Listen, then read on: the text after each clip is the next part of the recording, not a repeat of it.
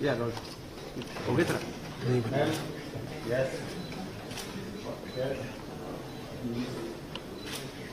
Sir. Sir.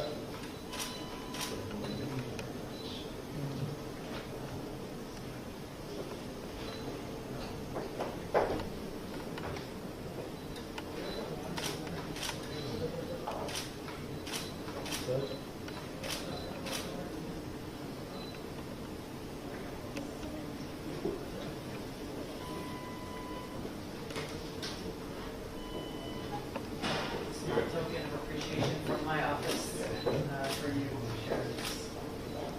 Nice to see you again. Best wishes.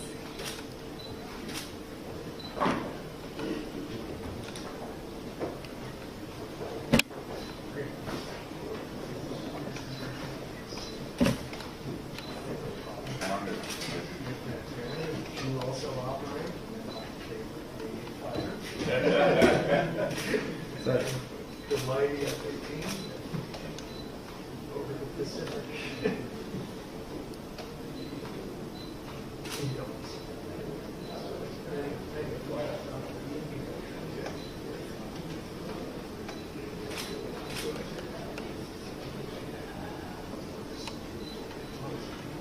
Sir.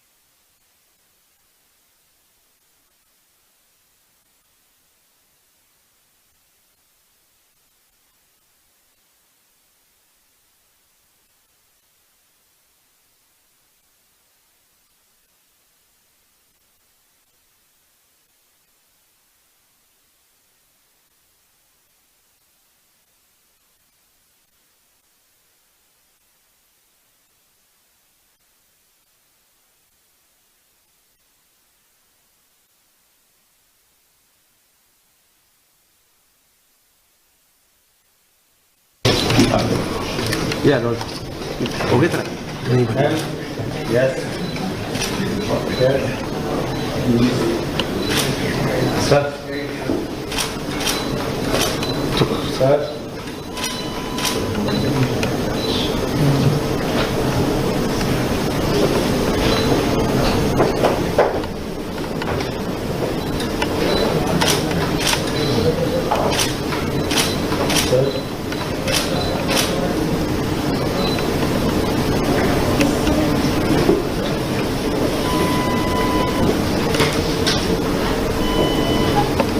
Small token of appreciation from my office for you to share this. Nice to see you again. Best wishes.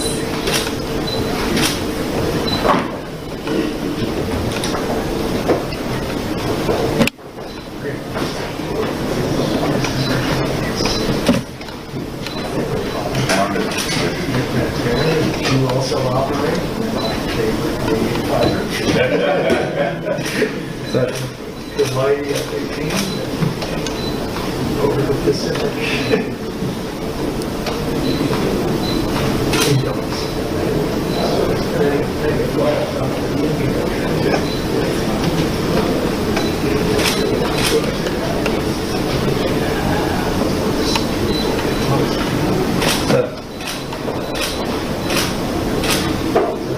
This is the part of the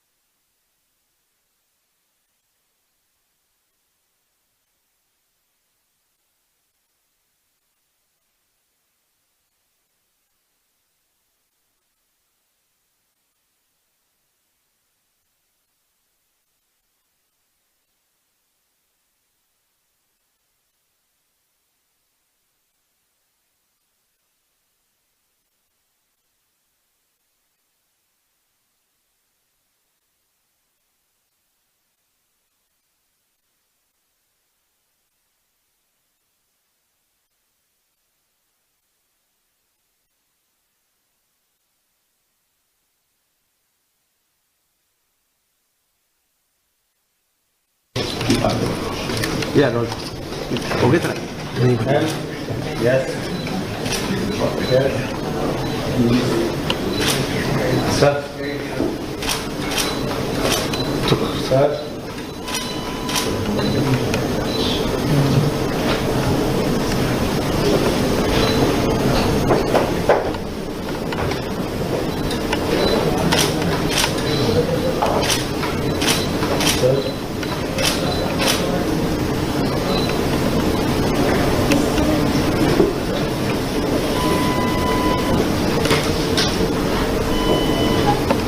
Small token of appreciation from my office for you to share this.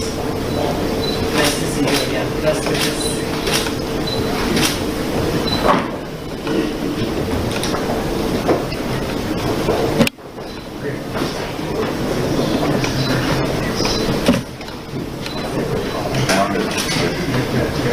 You also operate my favorite Canadian fighter. The mighty F-18 over the Pacific.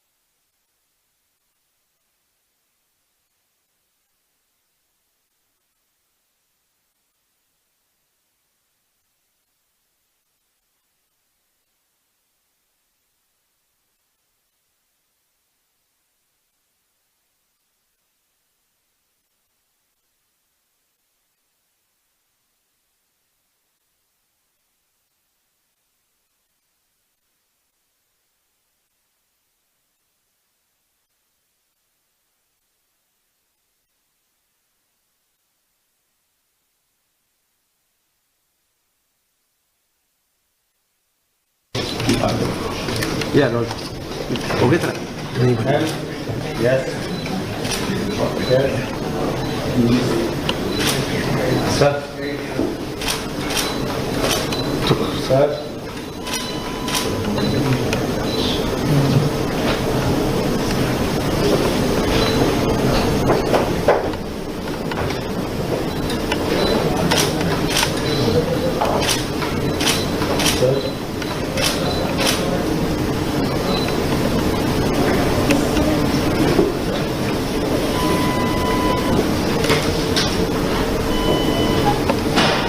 Token of appreciation from my office for you to share this.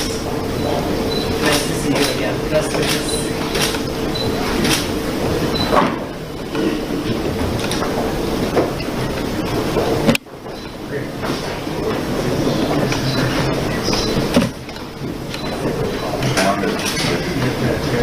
You also operate my favorite Canadian fighter. The mighty F-18 over the Pacific.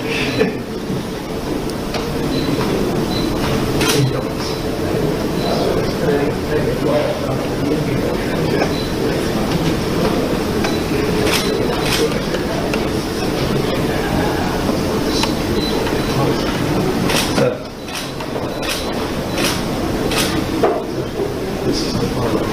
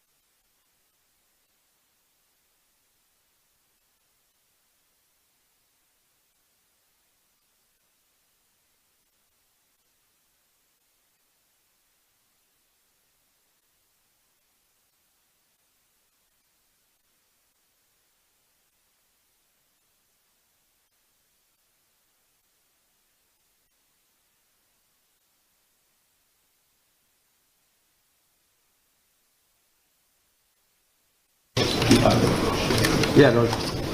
Okay, sir. नहीं बना। Yes. Okay. Sir. Sir.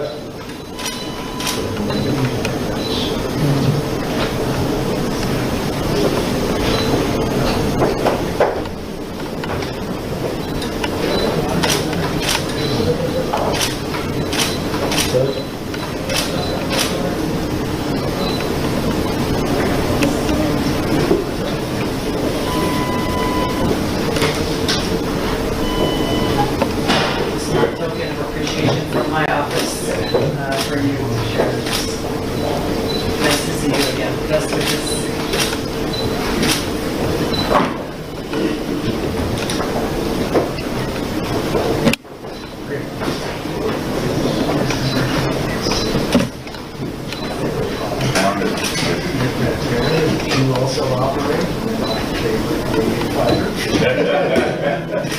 Sir.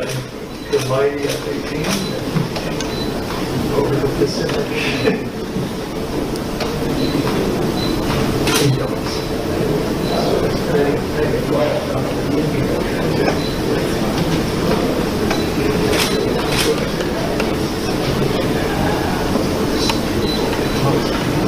Sir.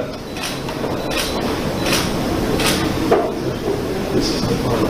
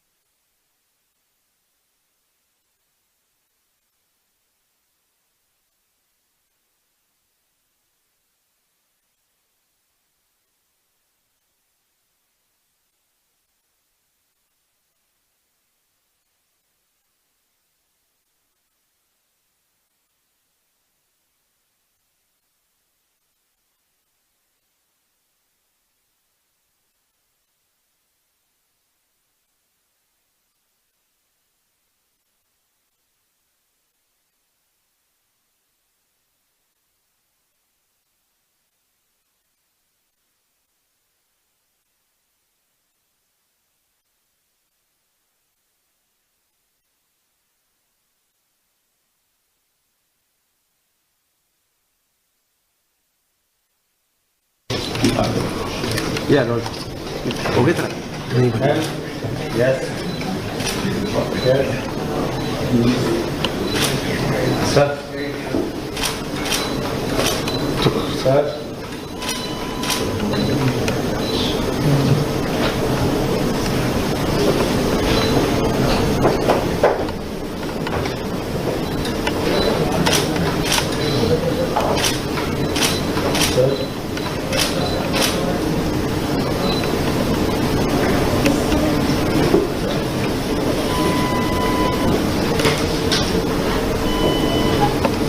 Small token of appreciation from my office for you to share this. Nice to see you again. Best wishes.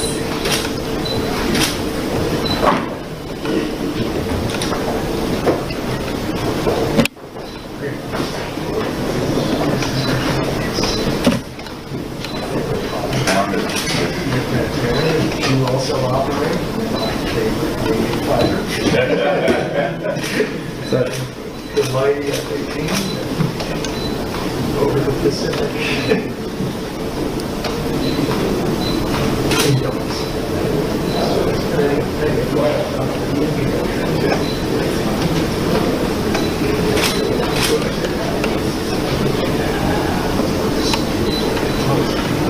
Sir.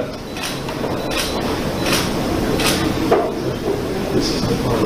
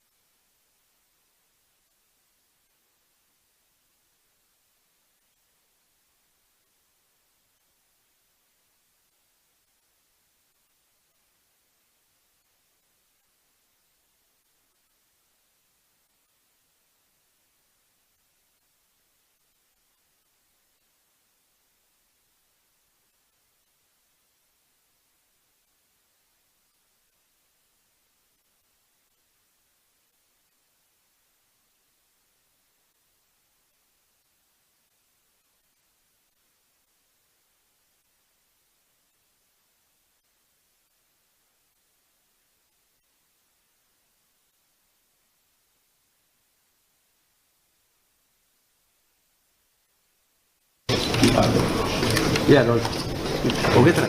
नहीं बना. Yes. Okay. Sir. Sir.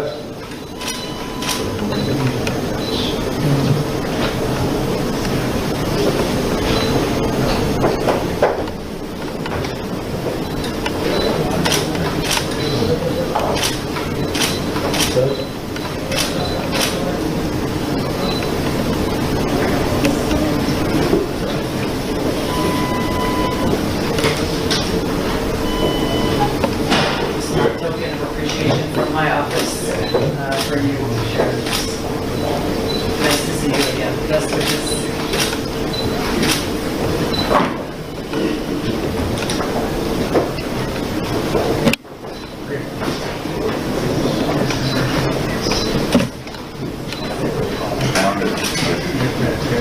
You also operate in my favorite Canadian fighter.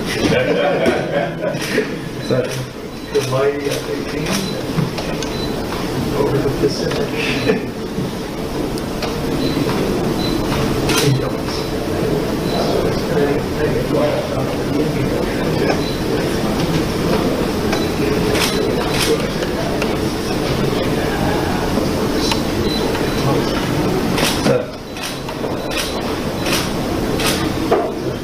This is the part.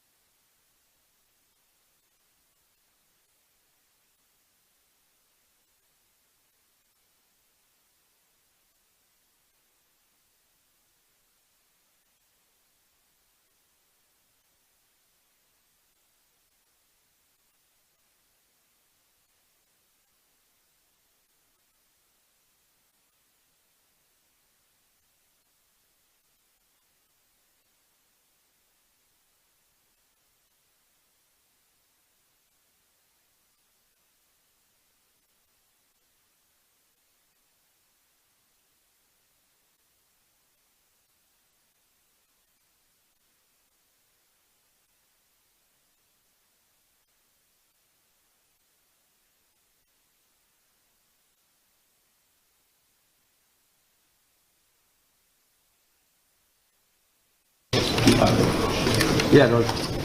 Okay, sir. नहीं बना. Yes. Okay. Sir. Sir.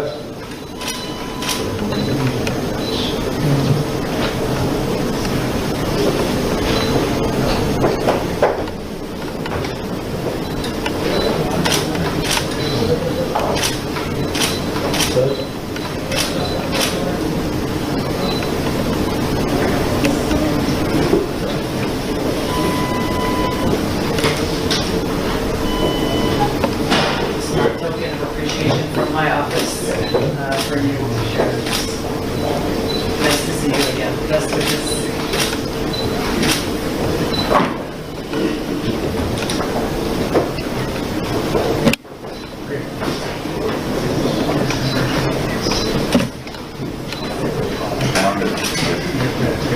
You also operate in my favorite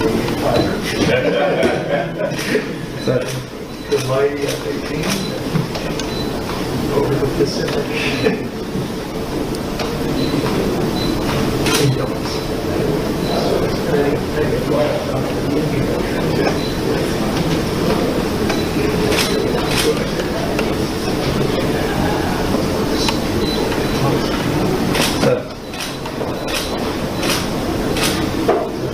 This is the parliament.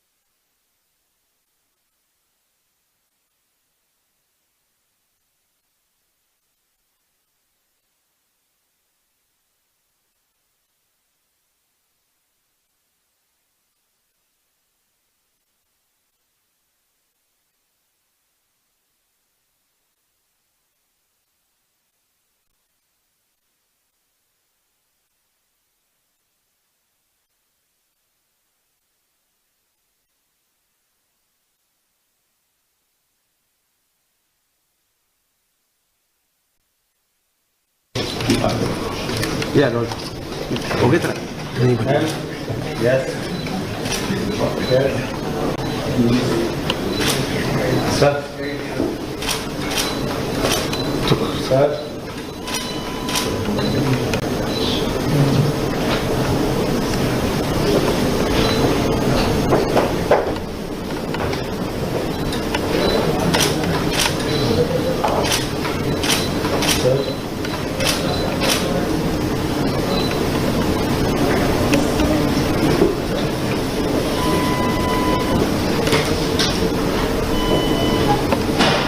Token of appreciation from my office for you to share this.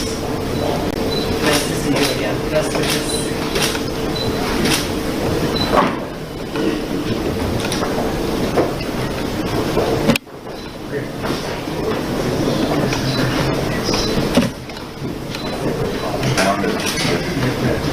You also operate my favorite Canadian fighter. Sir. The mighty F-18 over the Pacific.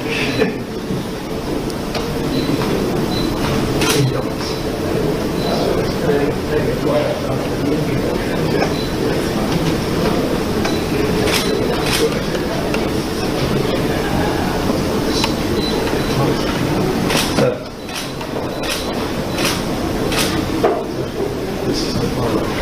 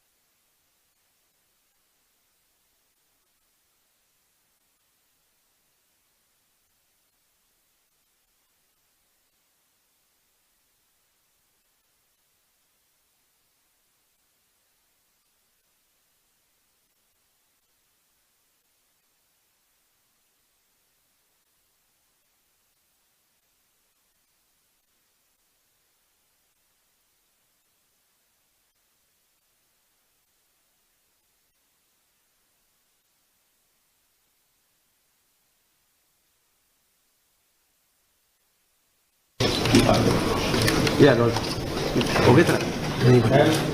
Yes. Okay. Sir. Sir.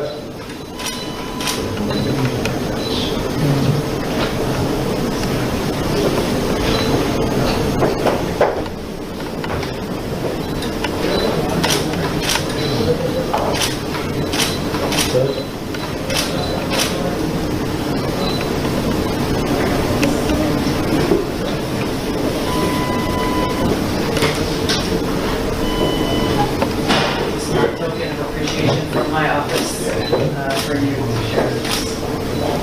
Nice to see you again. Best wishes.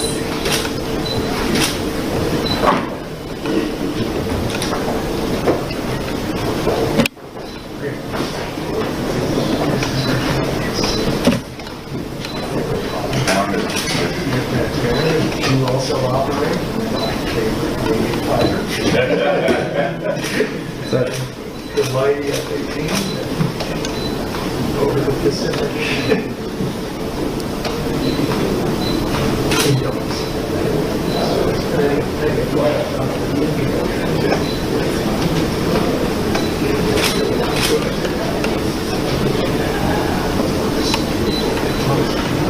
Sir. This is the part.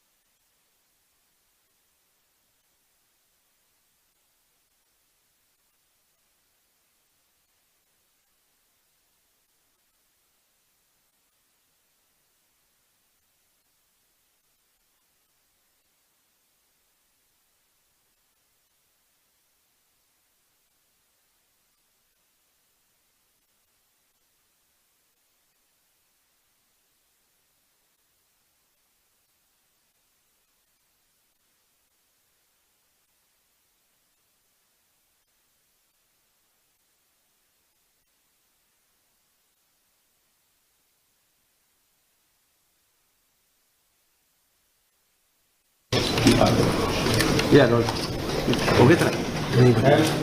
Yes. Okay. Sir. Sir.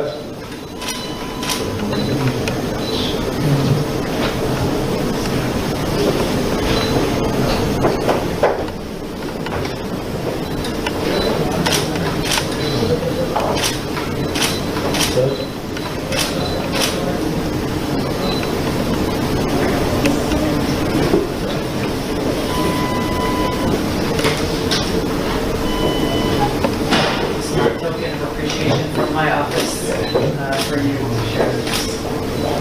Nice to see you again. Best wishes.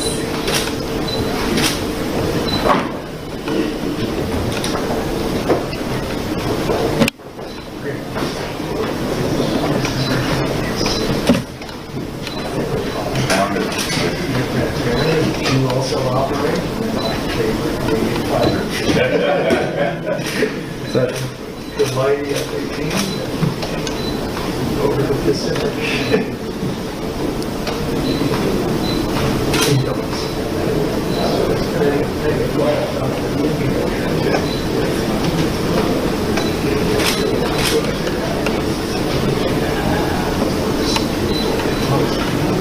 Sir.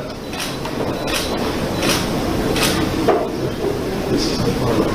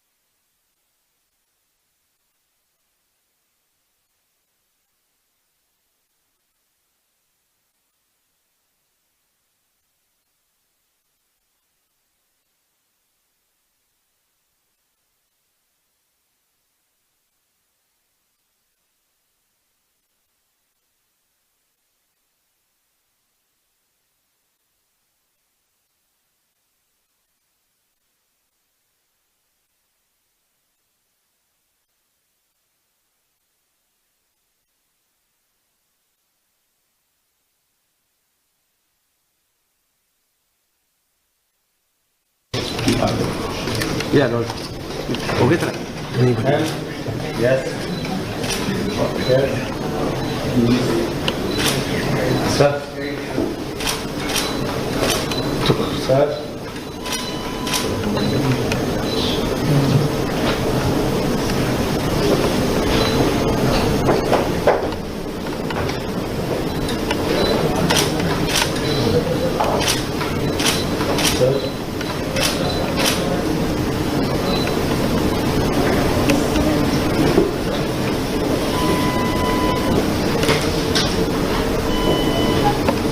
Small token of appreciation from my office for you to share this. Nice to see you again. Best wishes.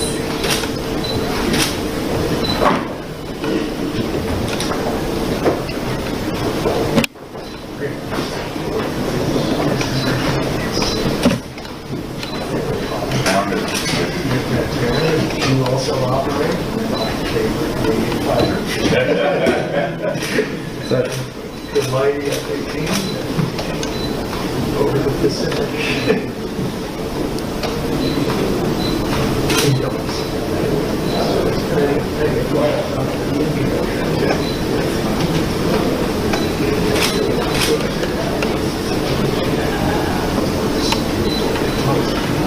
Sir. This is the parliament.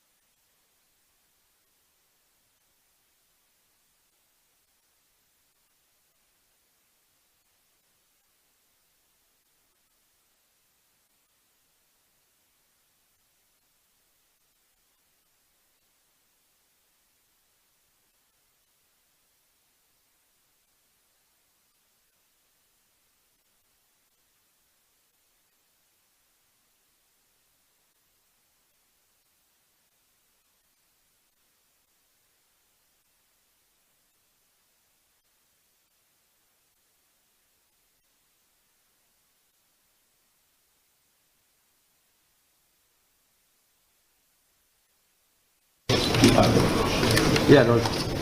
Okay, sir. Yes. Okay. Sir. Sir.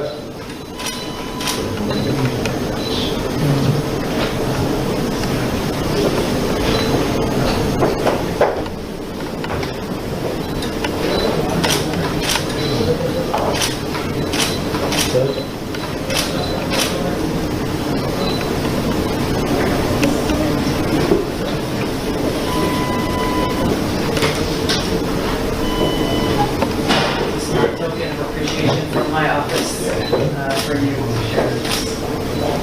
Nice to see you again. Best wishes.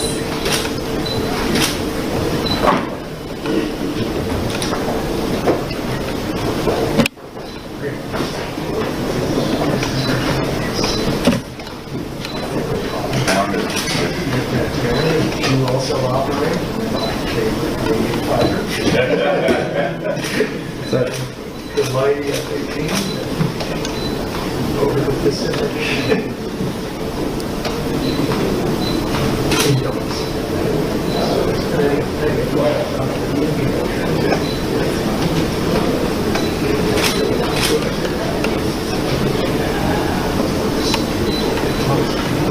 Sir. This is the part.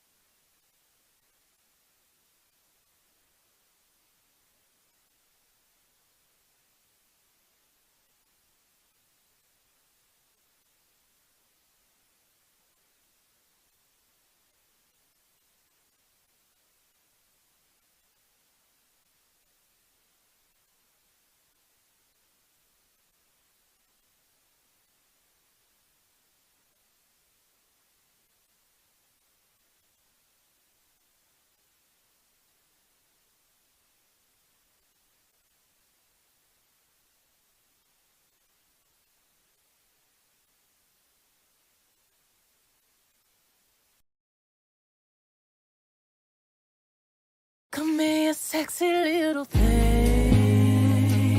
Snap a picture, bring it on. Know you wish you were my Levi jeans. Love you down to the bone. सिर्फ सफेद बाल colour करके खुश? Join the shine revolution. New Streaks Gel Hair Color. इसमें है कुछ ज्यादा hyaluronic molecules और kiwi extracts जो दे perfect color. और 3 गुना shine. Join the shine revolution. New Streaks Gel Hair Color. सिर्फ 20 रुपए में. Senior officials from various missions in India and my friends from media. I welcome you all to this summit meeting where we are discussing what Waves is, what the concept is. I'll try to describe the concept of Waves in a very simple way. Basically, what we are seeing is there is a major transition in the world of media and entertainment. We know the past when big filmmakers, big studios, very large production companies, they used to dominate and in a sense define the world of media and entertainment. Something which would get created in one big studio of Hollywood would basically find its way all across the world, and for its quality, for its media value, for its entertainment value, it would be appreciated, consumed across the world. Something which gets created in one of the largest studios of Bollywood would once again transcend boundaries and reach the world.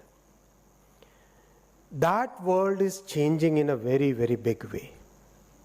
That world where the community of creators was a small community is changing in a very major way because of the intersection of three different worlds: the world of creativity, the world of media, and the world of technology.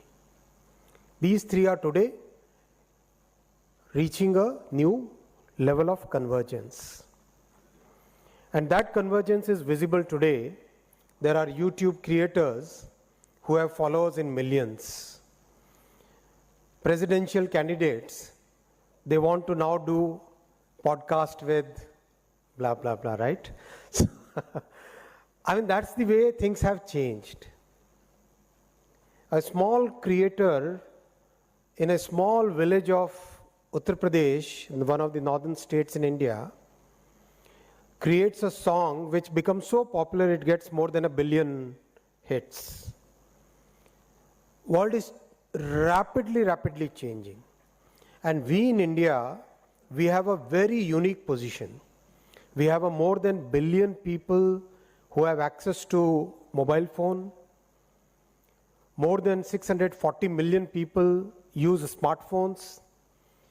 Our digital rates are one of the lowest in the world, actually the lowest in the world.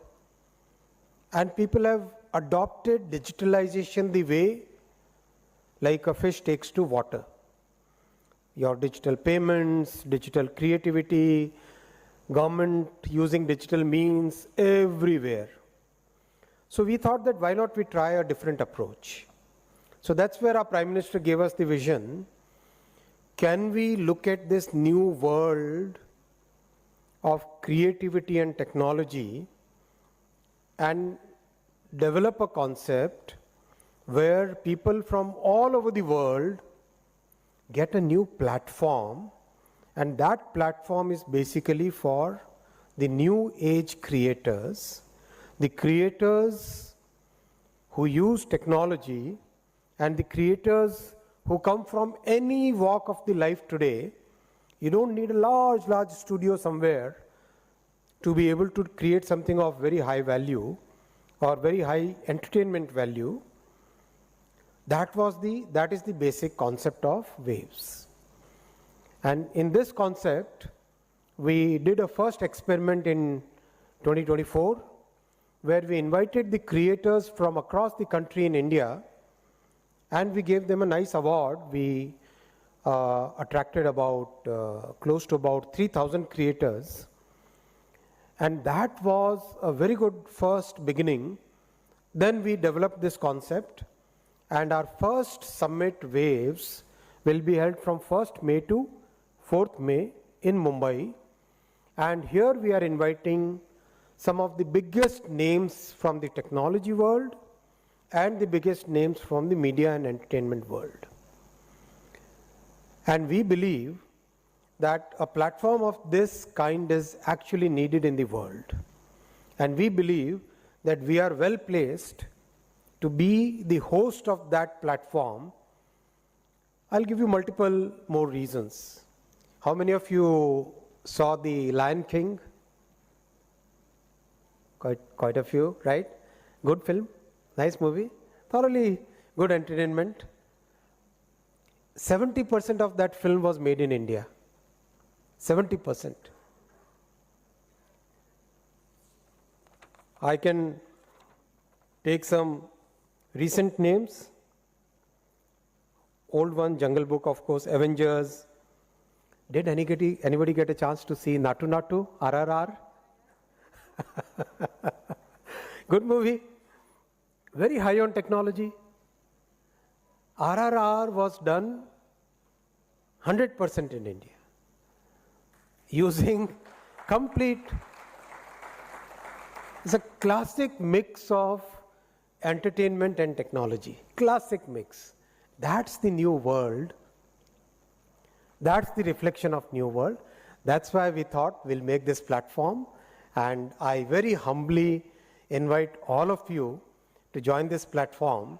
Very respectfully, I request you to take the message from India that here is a new concept being created, which is there for our younger generations, from a country which is very young, from a country which is very dynamically thinking about technology.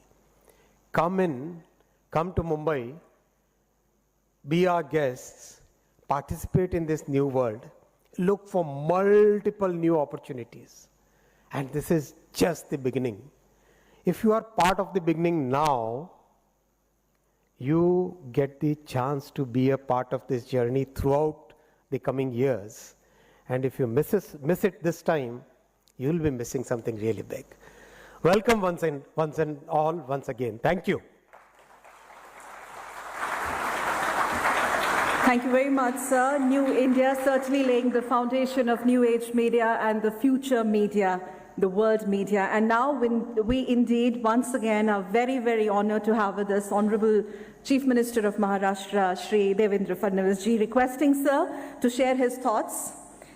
Indeed, we are very grateful, Fadnavis ji, for your support, sir, for putting in this one of its kind global media event or summit, if I may put it this way, an entertainment summit together. Bahut bahut dhanyavad, sir.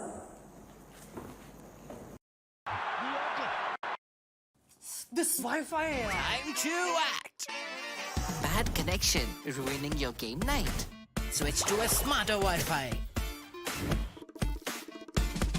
That is huge. Full home coverage made easy with Act Smart Wi-Fi. All protein powders are not high quality. इसीलिए मैं हमेशा recommend करता हूं optimum nutrition का gold standard 100% वे, जिसमें वे protein isolate primary source है। जब आप वे प्रोटीन आइसोलेट को कॉन्सेंट्रेट से बनाते हो तो उसे फिल्ट्रेशन प्रोसेस से गुजारना पड़ता है, जिससे उसके अंदर का कार्बोहाइड्रेट्स, लैक्टोज, फैट्स और कोलेस्ट्रॉल निकाल दिए जाते हैं, जिसकी वजह से वो बहुत ही प्योर फॉर्म में आ जाता है और बॉडी को जल्दी रिकवर करने में सपोर्ट करता है।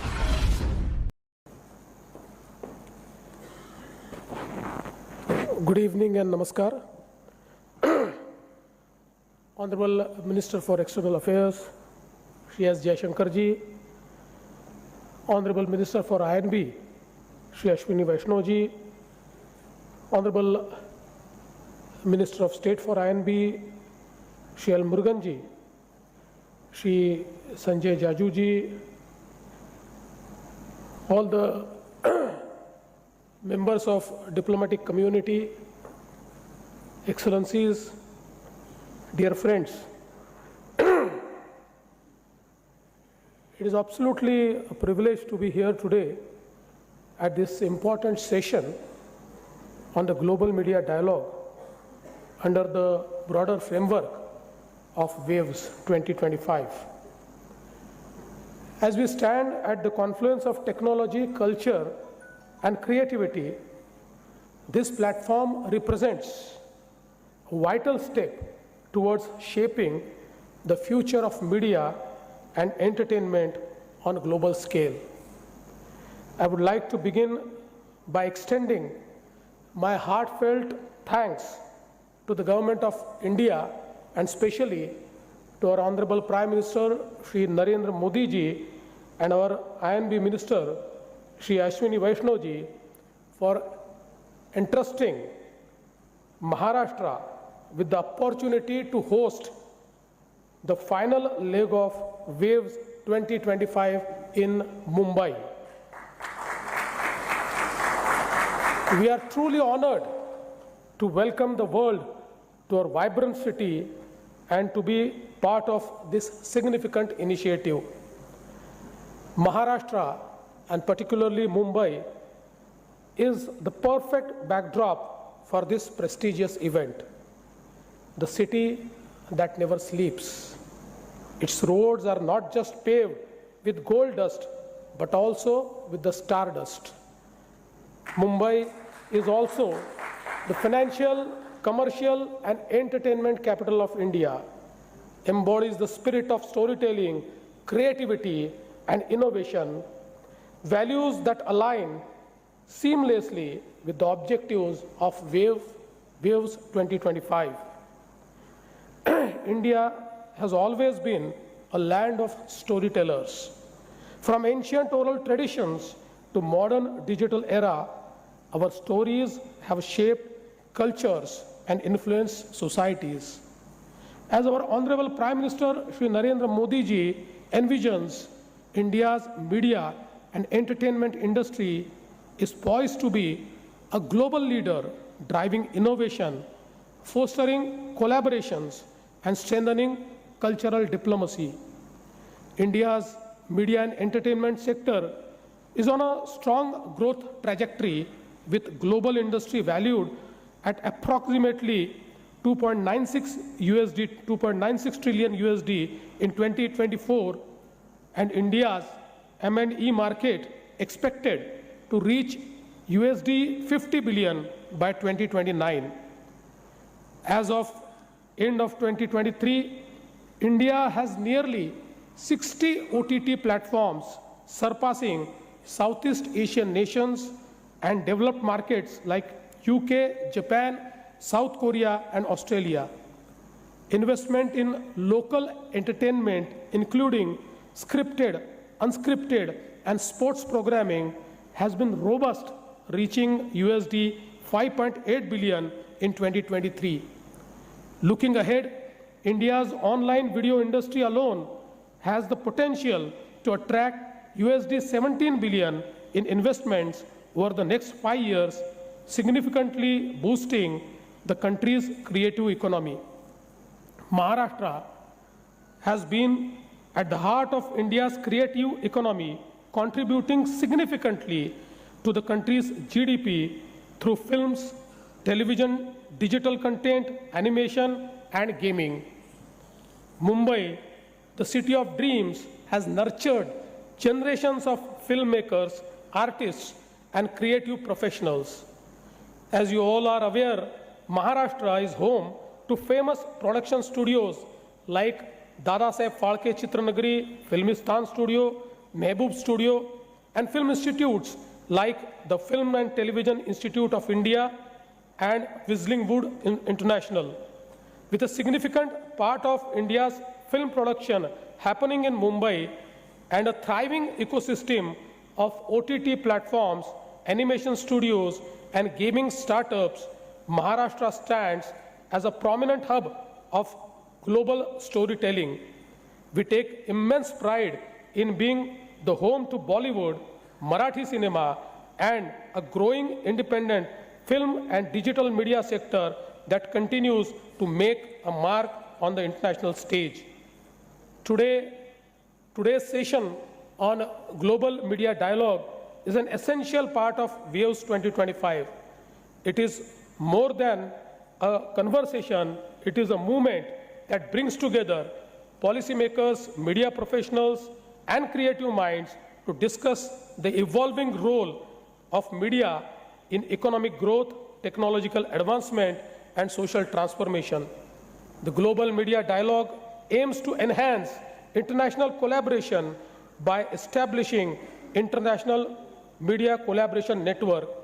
It seeks to develop global standards for AI in the media and entertainment sector, positioning M&E sector as a catalyst for global peace.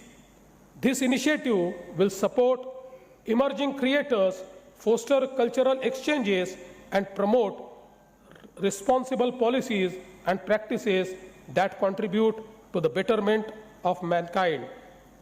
Maharashtra is committed to support this vision.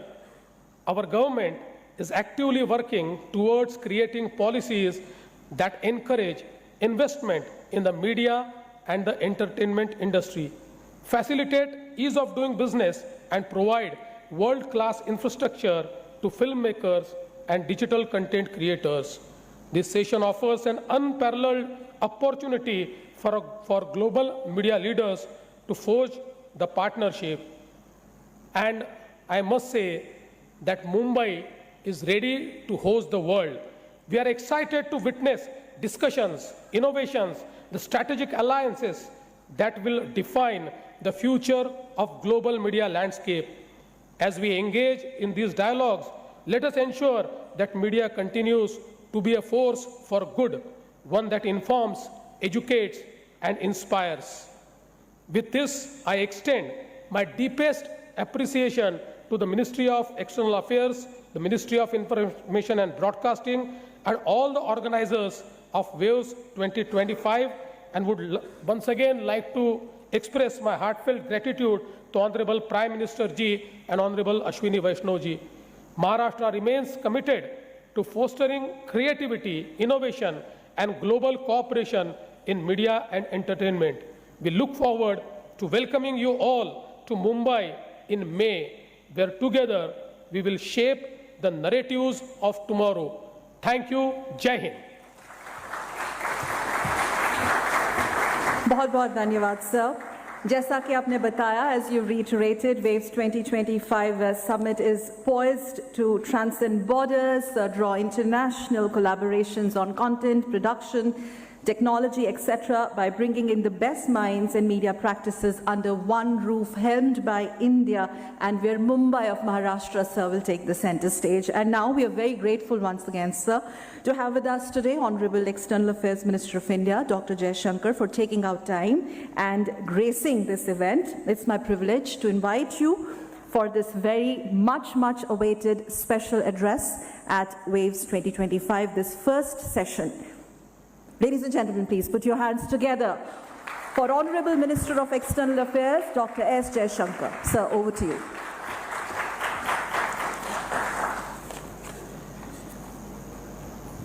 Minister of Information and Broadcasting, Railways and Industry, and of Global Capability Centers in India. Now, on its part, India happens to be a prolific producer, a mass consumer, an enthusiastic innovator, and an active global contributor. If creativity and innovation are today so visible in this country, it also reflects the democratization of technology, which has widened opportunities so much for the current generations. We are also enriched by the reality that as a society, we are today more authentic and we are more self-confident. The language space, for example, has widened tremendously, deepening the diversity of both content and format. Talent and opportunity have an interactive dynamic, and we can see in this country how they have strengthened each other in the last decade. But there is also, and I'm very conscious, I'm addressing many ambassadors and diplomats, there is also the equally important global aspect. The world is already witnessing economic and political rebalancing. This is now moving to its technology and to its cultural facets as well. Real globalization is not about a single narrative or one truth. It is about capturing the enormous diversity of our peoples in our planet. In that sense, we are really never global till we are truly local.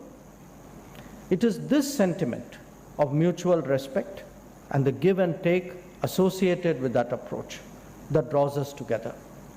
It is eminently appropriate that Waves 2025 Summit takes place in Mumbai, a venue whose identity, whose fundamental characteristics captures the spirit of this endeavor. So today, I thank you all for joining us and would urge all ambassadors and diplomats present to familiarize their respective governments, industry, and talent with this shared enterprise. I know better than most how much influence ambassadors have with their home countries. So I'm very confident that you will not spare any effort to make this endeavor a success. It rests on your involvement. I know that at the end of this program today, you will appreciate the importance of international participation and contribution to this event. Once again, I thank you all for joining us today, and let us all strive to make Waves 2025 a tremendous success. Thank you. Jai Hind.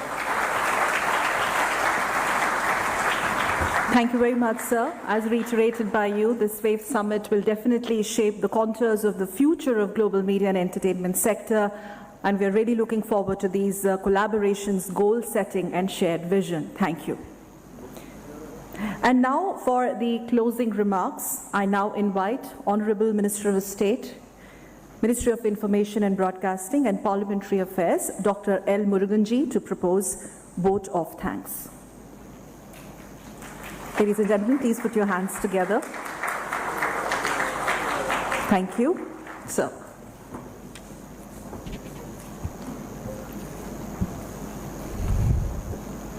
Dr. S. Jaishankar ji, Honorable External Affairs Minister, Sri Ashwin Vaishnav ji, Honorable Minister for Information and Broadcasting, Railways and Electronic and Information Technology, Sri Devendra Fadnavis ji, Honorable Chief Minister of Maharashtra, esteemed ambassadors and high commissioners, Chief Secretary Government of Maharashtra, Secretary Minister of Information and Broadcasting Sri Sanjay Raju ji, and esteemed dignitaries, namaste to you all. It has been an honor to be part of this important session of the Global Media Dialogue with the framework of Waves 2025. Today's deliberations have reaffirmed the crucial role that media and entertainment play in shaping narratives, drive economic growth, and fostering cross-cultural understanding.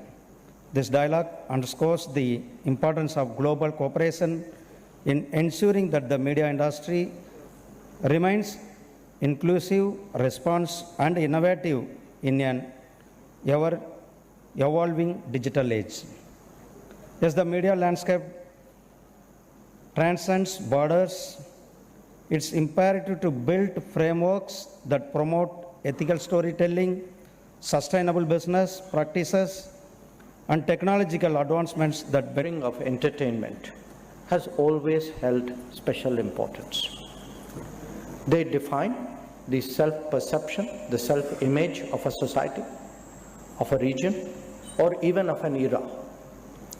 But they also determine how culture is nurtured and how culture is passed on to succeeding generations. In many ways, this is actually a shaping of history itself. So what we are embarked upon in that sense is not totally new.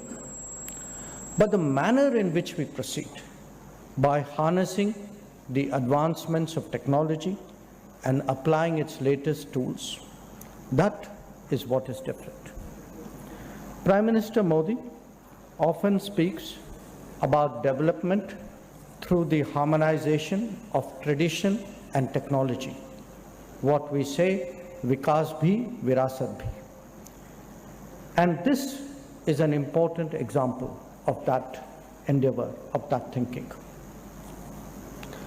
To appreciate that, it is essential to grasp both the national and the international dimension of what we are proposing to do.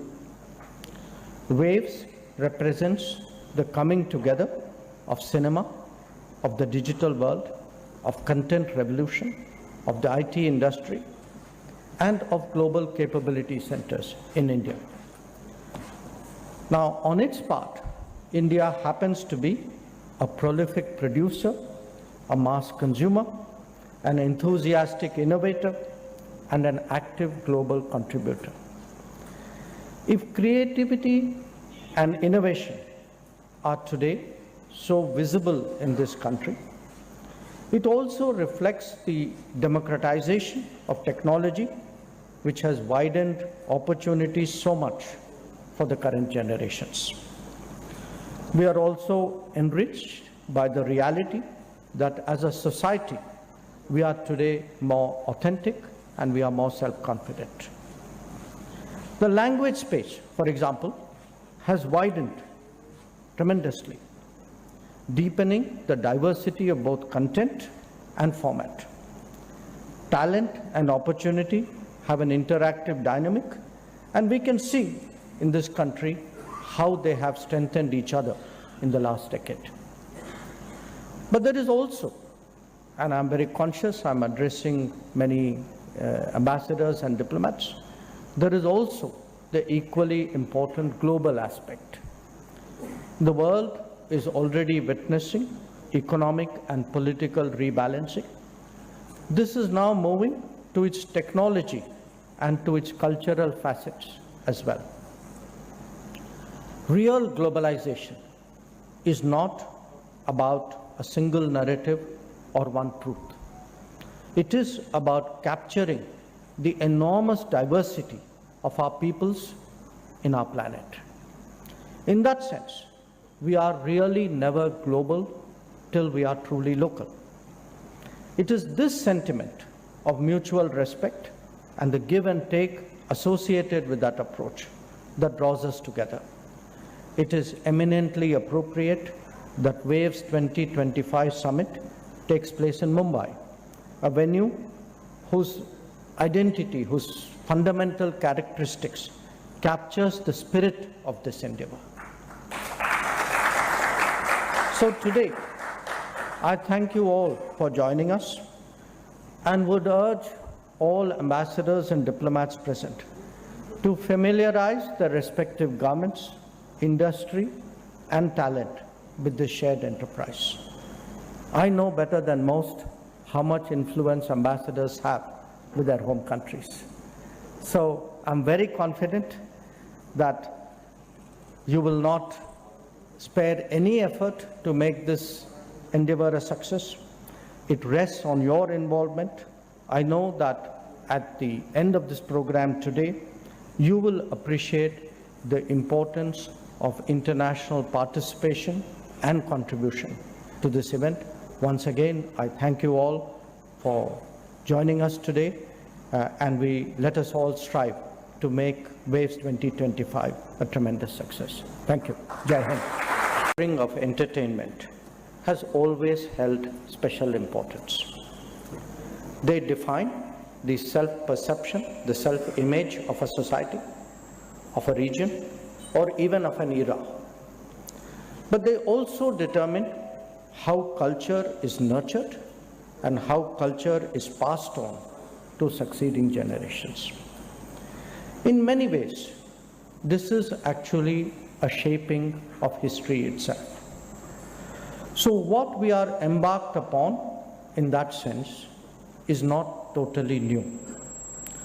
But the manner in which we proceed, by harnessing the advancements of technology and applying its latest tools, that is what is different.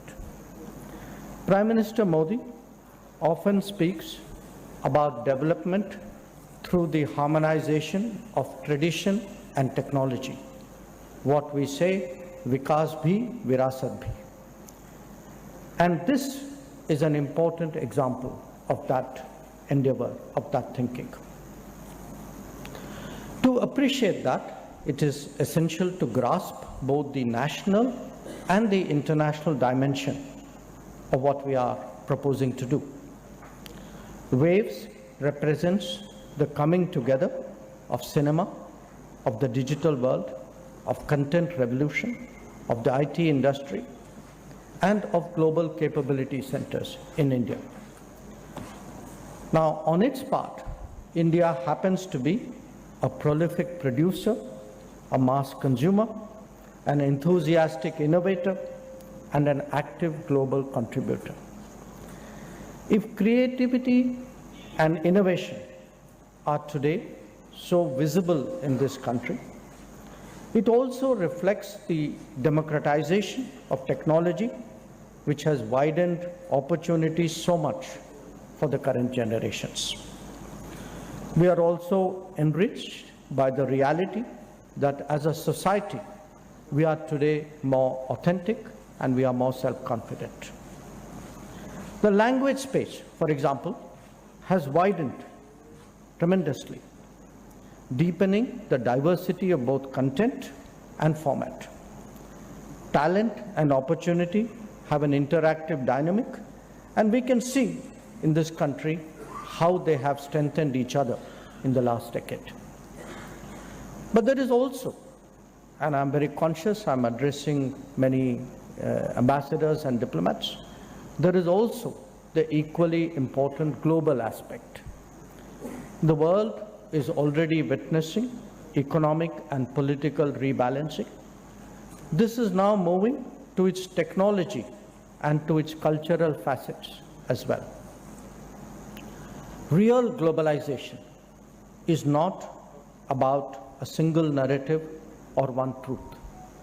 It is about capturing the enormous diversity of our peoples in our planet. In that sense, we are really never global till we are truly local. It is this sentiment of mutual respect and the give and take associated with that approach that draws us together. It is eminently appropriate that WAVE's 2025 summit takes place in Mumbai, a venue whose identity, whose fundamental characteristics captures the spirit of this endeavor. So today, I thank you all for joining us and would urge all ambassadors and diplomats present to familiarize their respective governments, industry, and talent with this shared enterprise. I know better than most how much influence ambassadors have with their home countries. So I'm very confident that you will not spare any effort to make this endeavor a success. It rests on your involvement. I know that at the end of this program today, you will appreciate the importance of international participation and contribution to this event. Once again, I thank you all for joining us today, and let us all strive to make WAVES 2025 a tremendous success. Thank you. Jai Hind. The ring of entertainment has always held special importance. They define the self-perception, the self-image of a society, of a region, or even of an era. But they also determine how culture is nurtured and how culture is passed on to succeeding generations. In many ways, this is actually a shaping of history itself. So what we are embarked upon in that sense is not totally new.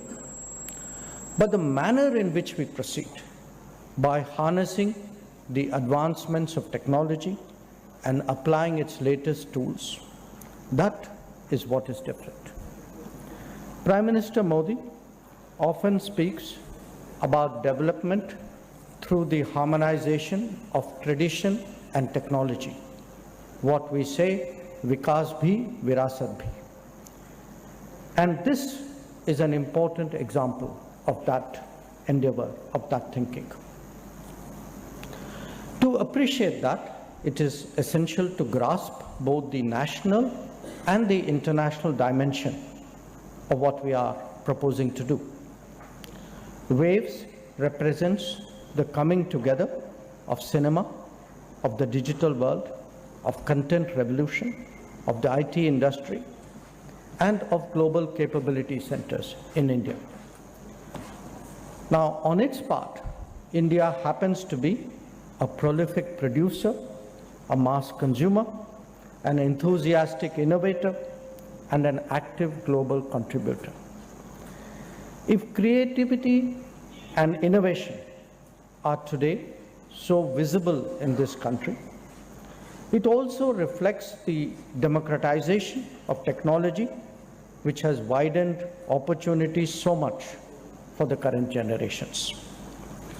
We are also enriched by the reality that as a society, we are today more authentic and we are more self-confident.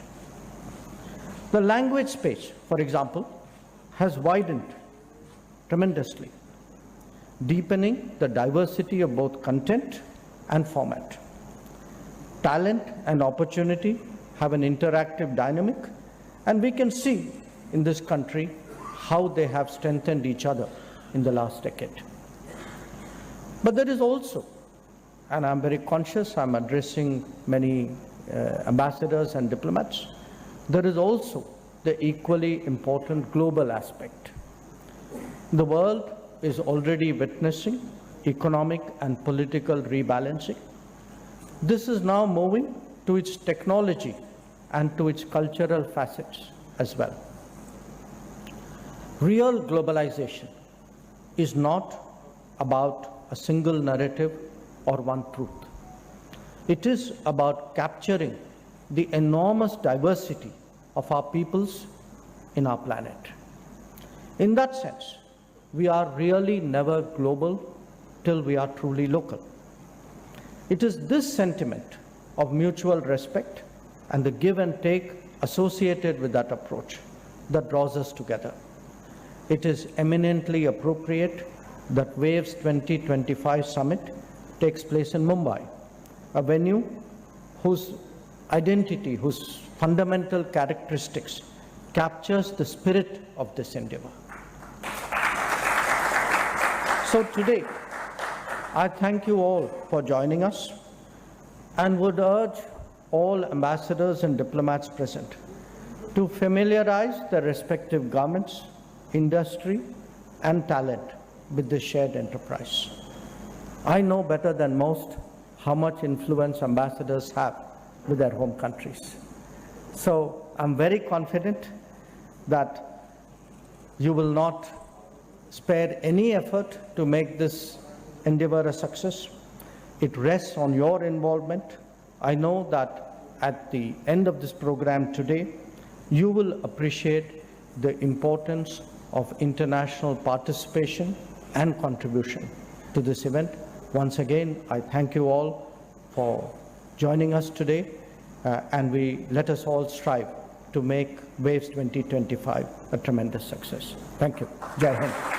The ring of entertainment has always held special importance. They define the self-perception, the self-image of a society, of a region, or even of an era. But they also determine how culture is nurtured and how culture is passed on to succeeding generations. In many ways, this is actually a shaping of history itself. So what we are embarked upon in that sense is not totally new. But the manner in which we proceed. The Western media then picks up from the Indian media or picks up the cues from the Indian political system. They also talk about it that, oh, look, under Modi, chief ministers are put in jail. In the country today, there is a certain thought process or entitlement process, which I think that metaphor Khan Market gang is a very good description of that. I want to tell you there's an international Khan Market gang as well. These are people who are sort of linked, to the entitled people out here. They are socially comfortable with them, they know them, they feel like them. The sales are down in the domestic Khan market. The international Khan market gang feels, look, I need to pep up these guys and give them support. Prajwal Revanna case, and why was he allowed to get out of the country? Why has his passport not been impounded? MEA got this request from Karnataka only on the 21st of May.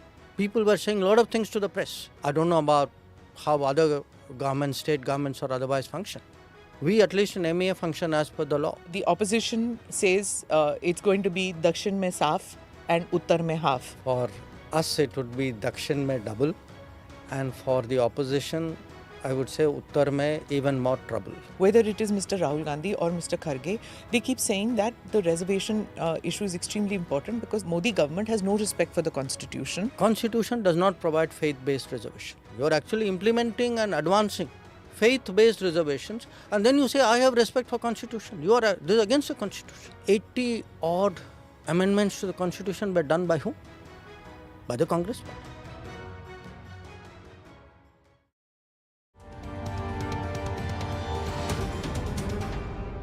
Namaste, Jai Hind. You're watching or listening to another edition of the ANI podcast with Smita Prakash. Today, my guest is the External Affairs Minister, Mr. S. Jaishankar. He has served a 5-year term in the Modi cabinet and is a member of the Rajya Sabha. As we head to the last 2 phases of the grueling 7 rounds of polling and the end of the mammoth Indian election, I talked to Dr. J, the politician. Dr. J, thank you so much for being part of the podcast. Lovely to have you here. You've done quite a few podcasts, interviews, interactions. So I don't want to ask you the regular Pakistan, China, Iran, US, UK, Europe. Thank you. Thank you very much. Okay. I thought I'd begin by asking you about Dr. Jaishankar, the politician, the campaigning that you have done in this round of election. So I just want to know, how many states did you campaign in and what was different this time? Well, I campaigned, I think, in 10 or 11. I still have to go. I'm going to UP tomorrow, day after, and then to Himachal. What was different? Well, in a way, for me, campaigning was different because I have campaigned. I campaigned in Gujarat with Vidhan Sabha elections. I campaigned in Karnataka.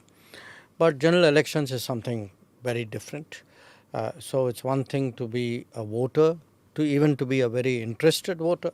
A politically aware voter, to have watched elections across the world, but when you have your own and you are part of it and you are participating, campaigning, motivating others, it's a very different experience. Well, you're not a career politician. A bureaucrat, got into real politic in a way. But when you became External Affairs Minister, it was like kind of a continuation of the job that you were doing. But when everybody saw you out there pinching babies' cheeks and walking in Kaban Park with the retirees, eating dosa at some darshinis, that's a different kind of work involved. Did it need a lot of effort or did it come naturally to you? I would say it came naturally because I remember you're now seeing me at the end of a term. So, I mean, what you refer to is the beginning of a term. 5 years have elapsed. Yeah. Okay. In these 5 years, I've actually been functioning and absorbing what is a political world. Very good colleagues who have, who helped you make that transition. Some of it is there already because look, even I tell people, diplomats are a kind of politician. I mean, we are very adjustable people. We go out to foreign environments, look at our ground situation, figure out what to do. We are not people who are bureaucrats in that regular sense of the term. But definitely, yes, I feel I've learned a lot of things. Each election, each visit out was something. I mean, I think one experience which was very helpful was during the COVID time, when many of us ministers, we went out in the field to help out, to raise morale, to convince people that we can find a way of collectively dealing with it. So it's a combination of a lot of this, and in a way a kind of an evolution which has happened, and I find it very interesting. I mean, you would see that. I mean, it's something which I sort of you took naturally to it. I got into it. But like when in the decades that you've been in the foreign service, basically you were pushing the envelope of the India story in all the countries that you went as ambassador, when you went in as a junior diplomat, and then later as External Affairs Minister. But when you speak to first-time voters, when you speak to experienced voters, they are people who already believe in the India story. It's a different communication that you need to do.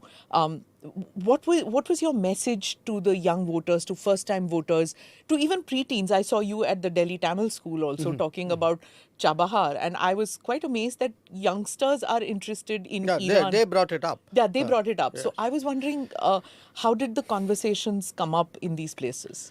Well, one, of course, to some extent what you tell different demographics is some things slightly different because it has to be nuanced and appropriate for that particular generation. But if you ask me in this 2 months, let us say, what has surprised me,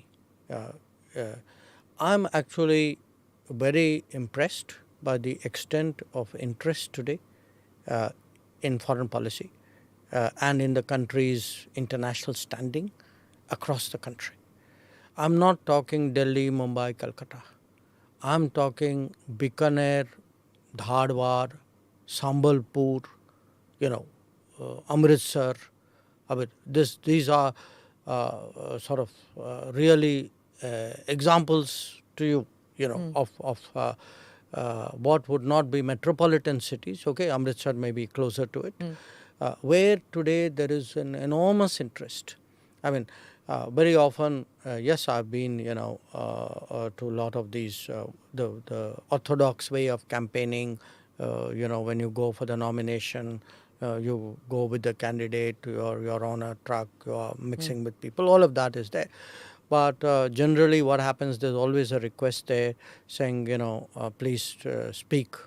And sometimes it's 2-3 occasions in a day. And typically, I would say whatever is the capacity of the hall, it's full, and sometimes they have a problem because the interest is more than the capacity. And these are actually genuine interest about, what are the challenges, what are we going to do, how did you go through this situation, that situation. So, and some issues repeatedly come up. Ukraine, POK.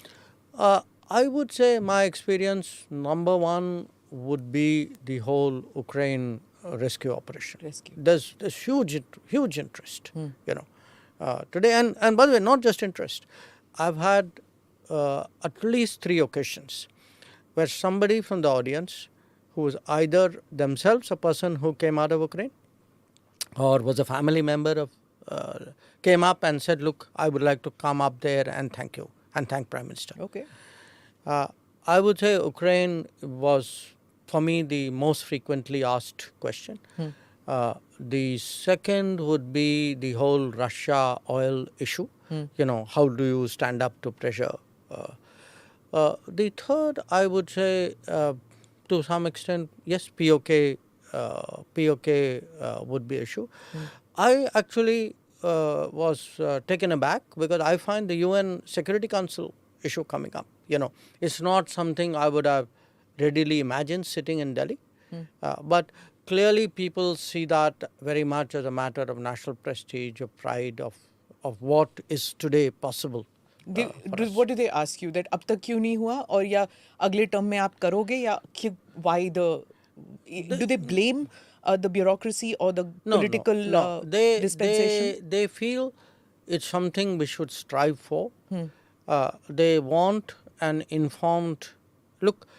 With me, normally people are not seeking a big picture of explanation. They want a reasonable, logical, where are we, where will we want to go, how will it happen, kind of thing. So I actually share it with them. That the entire system is gamed against us, because that's what one gets to hear a lot on social media, that whether it is the Western media or whether it is at the UN, the system jo hai wo hamare khilaf hai. Ye gamed hai against India. You're talking UNSC, you're talking domestic?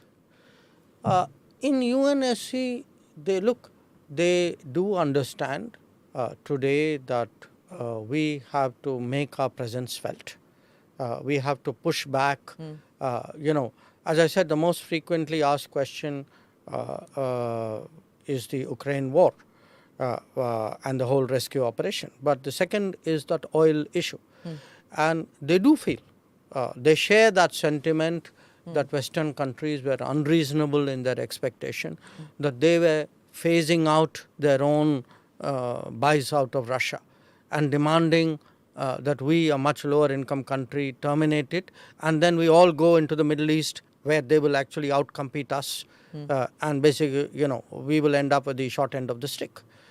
So I think the feeling is, yes, Western countries often have not, been understanding of India, often are condescending about India, demanding of India. A lot of these comments about our elections, about our democratic process, I think people resent that also. They find that terribly condescending. And in fact, there is sometimes I say things, believe me, they say much more to me than I actually say, because the feeling is, frankly, people take a lot of pride in our own processes and don't like it at all when people who don't have that credentials pass comments on Do it. they want the MEA to push back when there are supercilious comments made about Indian democracy, about Indian foreign policy? Do they want the Ministry of External Affairs to push back? Yes, absolutely. And I'll be very honest with you. I think one of the reasons why they are keen to talk to me is they feel that under the Modi government they've seen somebody like me push back, and they like it, and they feel this is really what should be done. So one part of it is that. There's also that sense about China, that China is pressing us on the border. We are standing up on many issues today. We are willing to say things which earlier on we didn't used to say.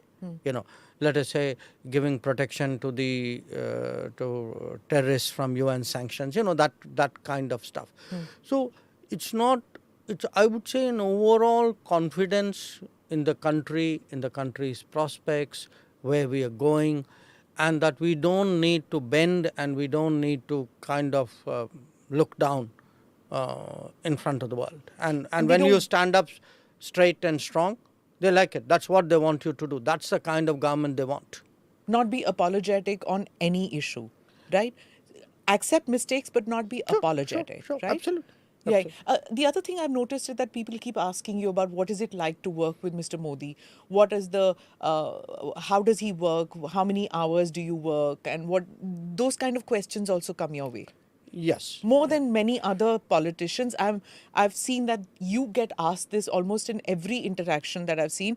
They ask you, "Kitne ghante kaam karte hain Modi ji? Is he a hard task master? Does he give you goals to achieve and timelines?" They keep asking you this. Yes, they do, and I note your point. And my own sense is partly they see me traveling a lot with him. So perhaps they sense, okay, because you travel with the Prime Minister, you are maybe a better person to ask about working habits and how many hours and when does he sleep and how much pressure is there and how much latitude does he give you, etc. Maybe I don't know. Maybe I'm more open to talking about it. I really don't know the reason, but I do take your point. The Prime Minister in a recent interaction said that when he came in, he didn't want jo purani nitiyan jis tarah hoti hai. He was talking about how foreign policy and how it was changing, and he said that दूसरे देशों को एक संदर्भ में देखा जाता था. Like he said, when I went to Israel, I didn't go to Palestine. कि अगर मैं जाऊँगा, the hyphenation. Something that used to irritate India to a large extent about the hyphenation. And he says that I didn't accept advice which was given to me, because जो bureaucracy थी वो 3-4 प्रधानमंत्रियों के साथ काम कर चुके थे. वो कहते थे ऐसे नहीं होता, वैसे होता है. And I said, I don't want to see my countries through the prism of other relationships. He was explaining that. You worked with him when he was in the first term and in the second term in different capacities. So tell me, how did that work? You as a bureaucrat, you as a minister, does one have to be dynamic? Does one have to change with every Prime Minister? Look, my acquaintanceship with Prime Minister Modi before he became Prime Minister was all of about 3 days when he came on a visit to China. But those 3 days were enough for me to understand that he had views and he had his assessment, and he had a lot of experience, much more than people who didn't know him or didn't care to find out. Their impression was very different. Then I met him about maybe 2 weeks after he became Prime Minister. I was then in US. I came back. And I could see again that he had a view, and part of those had already been expressed in the fact that he had got all our neighbors to come for the oath taking. Yeah, That was the 2014. that was very much his personal idea. It was not a bureaucracy's idea. They wouldn't have liked it, right? The old system of bureaucracy. I don't know. The term he used was "मैं घिसी पिटी advice पे नहीं जाता." Okay, look, I want to be fair. I wasn't there, so I don't know who said what. But I do know that that was his idea. Okay. So I have always had the presumption from those first 3 days, then from those 4 or 5 encounters when I was ambassador, in the period when he was in the US on that visit. And I've always felt he had views. He has this ability to question, to continuously kind of, can we do it differently? Can we do it better? Self-improvement, you can say, in a way. And he keeps challenging you. But the challenge is a two-way process, it's not like he's reached the conclusion at the beginning of a conversation. He will throw up a set of propositions, or he invites you to throw up a set of propositions. कि अगर मैं Korea नहीं जाता, Japan चला जाता हूँ, पर मैं कोरिया नहीं जाऊँगा. आपको क्या लगता है? आपको does he do that? Yes, I know in the case of Israel and Palestine, he had that view very clearly, and he said this very, very early. That when I do that Israel visit, he said, I want to do only that Israel visit. There he had made up his mind. Now he made went up via Jordan. No, Israel we went straight. Straight, okay. The Palestine we went via Jordan. Okay. So look, it's interactive. He's very, he's in a way a person who constantly challenges you when you work with him. You have very active conversations, and he's very fond of a kind of a team think, a team review. Everybody gathers around the table. So I mean, some favorite words: review, feedback, kaisa gaya, and normally he speaks at the end, and it starts with the junior most person, so that they don't get crowded. Really? They don't get crowded by somebody senior speaking first. Then there's pressure on them otherwise. So there's a kind of culture. There's a culture about it. So when this team sat together and you were given the target 400 par, did you, like most other people... I'm talking of foreign policy. I know, I'm jumping now to yes. politics. Okay. That when you were given a target of 400 par, see, I'm being dynamic, just like the MEA has become dynamic. So when the target was given 400 par, did you, like us in the media, think, ki, kya 400? How can it be 400 par? Kaise kar sakte hain? Did you people think like that? No. Say, you got to understand how many other things had happened by the time you are seeing the end point of a process. Because I'm a member of parliament, I'm a minister, I'm a member of BJP, I'm also party to a whole set of deliberations and meetings and various exercises. So it was not hawa mein? No, look, I can tell you, I'm talking 2 years ago, where many of us were assigned told go visit a constituency and give us a sense of prospects. What are the challenges? These are constituencies we had not won. Okay, so there was actually, look, this is the BJP you are talking about. There is a process, there is a kind of an exercise out of which an outcome is produced. This is not the other party where somebody decides in the morning what to say and everybody says it. So there is a... you're a politician, not who are you hinting at? No, I'm not hinting. I mean, you know and I know. But look, here's the bottom line. We had actually done this exercise of which were the seats we did not win in the 2019 election. What should we do to try and win those seats? Among them, what looks more likely? Who should, what are the changes we need to make? So there's a whole exercise which is done to arrive at that 370. That 370 was not a sort of a figure out of thin air. So it didn't come as a surprise to you at all? No, I mean, look, many of us may not have known, okay, it would be exactly it would be 370. But we knew that it would be a very ambitious target. But the opposition says it's going to be Dakshin mein saaf and Uttar mein half. What do you have to say to that? Because you've travelled Dakshin and Uttar. So what is it? I think from our point of view, I would say for us it would be Dakshin mein double, and for the opposition, I would say Uttar mein even more trouble. Even more trouble. So Uttar, now we're heading into the 2 phases of polling, last 2 phases of polling. Do you still feel, does the party still feel, because Congress says, Mamata Banerjee, Congress, Samajwadi Party, all of them say that you're not going to get the number of seats that you expected in the north. Okay. And east. I can answer it many ways. One, I can go to their own predictions at various elections, including the last elections. Please look at what they said and what actually happened. So they're not exactly great election result predictors. I mean, obviously, look, in the middle of an election, if a set of parties are losing, what can they say? Tell people, listen, we're all losing. I mean, as it is. I mean, these are parties, many of them, their candidates have left the field. I mean, forget about supporters coming. Yeah, in Orissa it happened, the Puri Congress candidate. So the point is that, look, I think on the ground, the sentiment to me is very clear. I mean, I can see definitely in the south much greater support and much greater enthusiasm than I've ever seen. And some of our states I've been visiting many times, I've been Kerala, for example, multiple times. I was at the nomination of a candidate and spent some time in Telangana, That kind of upsurge and enthusiasm, very, very strong. I think we will definitely pick up many more seats in the south. I went to Odisha. I think again feeling is that we'll improve our numbers in Odisha. The sense is we'll improve our numbers in Bengal. I went to Bengal, and Bengal, you can actually see this reflected in the kind of, because even in the turnout issue, turnout can, sometimes higher turnout can help you or not.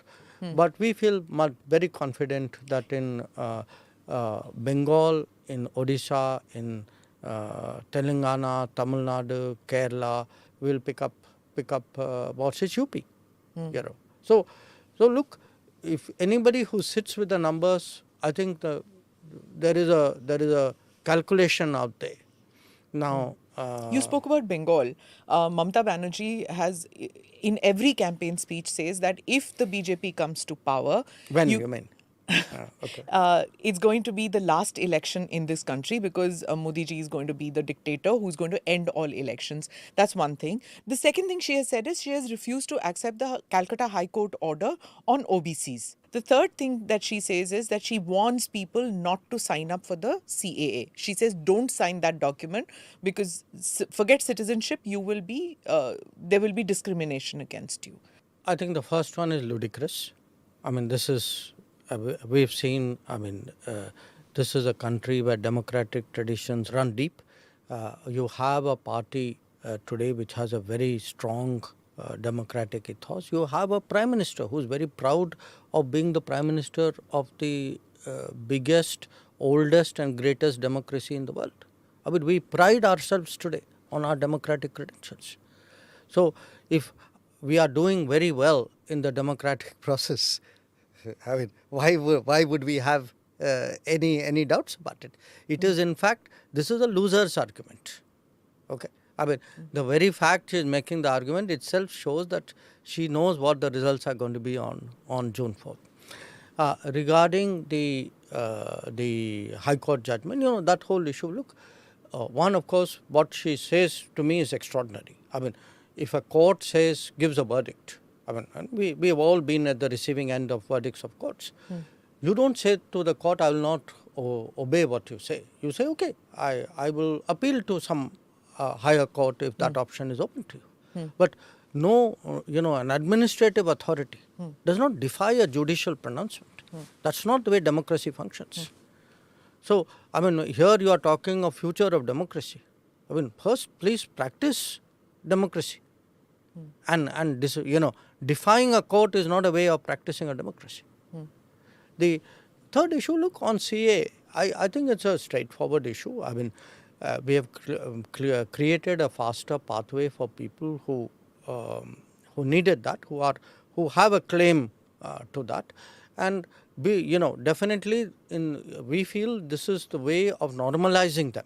Otherwise, they will remain forever in that sort of you can say that hazy zone of not knowing what the legal status is. And in this country, so today when so many of your entitlements are based on documentation, I mean, that's not the way maybe they would like to run governance. Maybe they like everything very fuzzy and siphony out there. But I think in a clean, transparent system, documentation, I think it's very important for everybody. But when you come to, if I was to come back to the reservation issue, it's something that even the Congress has picked up, whether it is Mr. Rahul Gandhi or Mr. Kharge. They keep saying that the reservation issue is extremely important because the Modi government has no respect for the constitution, and they will eradicate reservations for scheduled caste and scheduled tribes. Okay, so let's separate the two issues, okay? Because I have comments on both. Respect for constitution and eradicate, and the reservation issue. Who has actually attacked reservation in this country? Actually, if you look at it, most of all the Congress party and some other parties of the India alliance. Because what did they do? They have actually systematically used faith, the argument of faith, and created minority institutions and taken away reservation from those who had it. Now, we know there are the famous cases, Jamia Millia University being one of them. But there are 9,000 institutions like So which this. means they declare Jamia as minority and they don't get reservations. So who loses? So essentially what are you doing? Look, here, because that's why from there I come to the constitution. What does the constitution provide for in this country? Constitution provides for reservations for scheduled caste, scheduled tribes, and then thereafter for the OBCs. Constitution does not provide faith-based reservation. But effectively, what are you doing? You are advocating, not advocating, you are actually implementing and advancing faith-based reservations, and then you say, I have respect for constitution. This is against the constitution. Now, when you speak of the constitution, let's look at the constitution, okay? 80 odd amendments to the constitution were done by whom? By the Congress party, okay? So, the party which has the highest record of changing the constitution now has the temerity to say other people have intent on the constitution. The party which is actually doing an end round around reservations is saying, oh, the other guy has intent on doing this. The ground reality is totally different. And if you look, not just to that, forget, let's say for a moment, put the letter of the constitution aside. Take even the spirit of the constitution. Tell me which article of the constitution allows governance by remote control? Who was really controlling policy for this 10 years of UPA? And what was the constitutional sanctity of it? You're talking about the NEC? Yes. No, and the whole culture. Look, when somebody can come into a meeting and tear up what the cabinet has approved, where is the respect for constitution then? Today again I hear, I will tear up this, I will tear up that. If you think you are entitled to tear up what you don't like and then say, oh, by the way, I have respect for constitution. You really think people are going to buy that? But why did the Prime Minister of the day accept it then?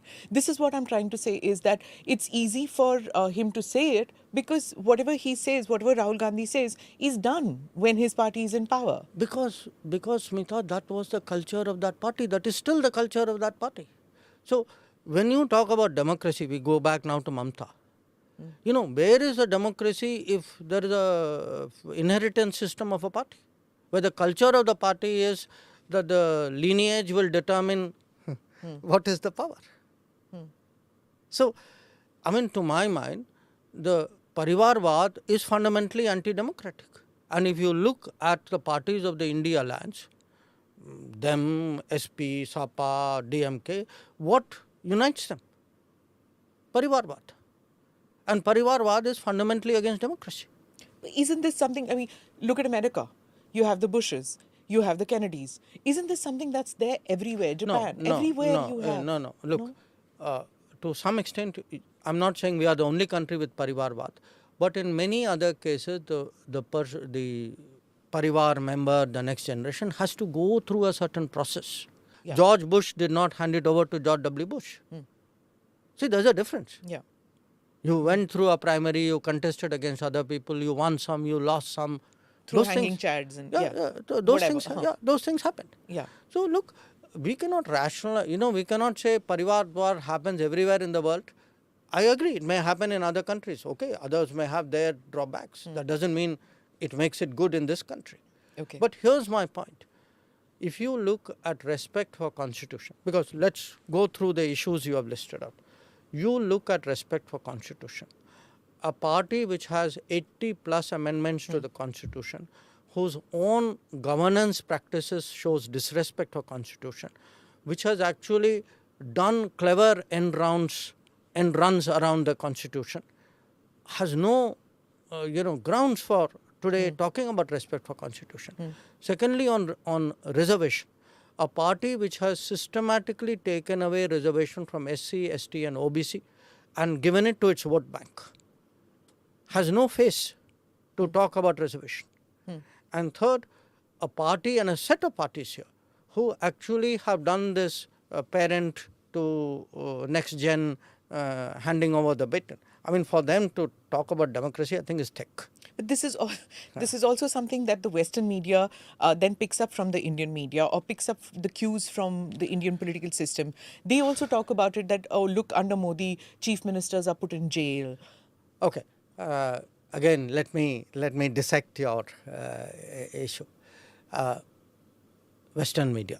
Why are they doing it? No, let's be fair. Not all of them. Many of them.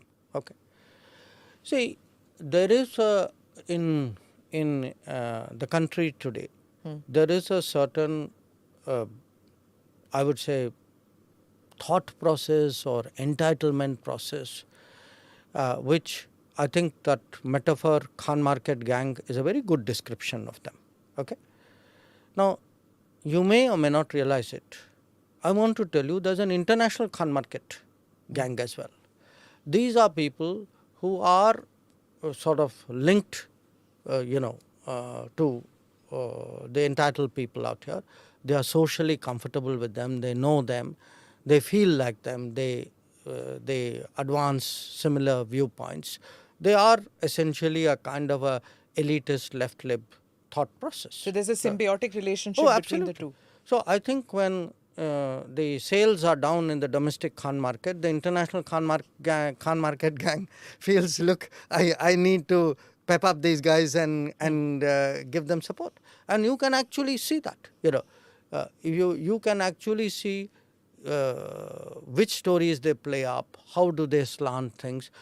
They, in fact, in previous elections, perhaps even in this one, they have actually openly endorsed parties. They have openly endorsed leaders and openly said that, this party or this leader is bad for India. So they've taken sides. International media endorsing or international Khan market gang that you're talking about, endorsing political parties in India. How is that not election interference then? I believe it is election influence, certainly. Depending on how strongly you take it, I think you have a point there. And it's not just them, there's it's a press, university, think tank, so, in some cases maybe some degree of officialdom at some kind of medium level, because the guys up there are very smart, they don't get into this. So there is a very clear attempt being made, a very persistent attempt being made to actually influence the direction of Indian politics and the choices of the Indian voter. It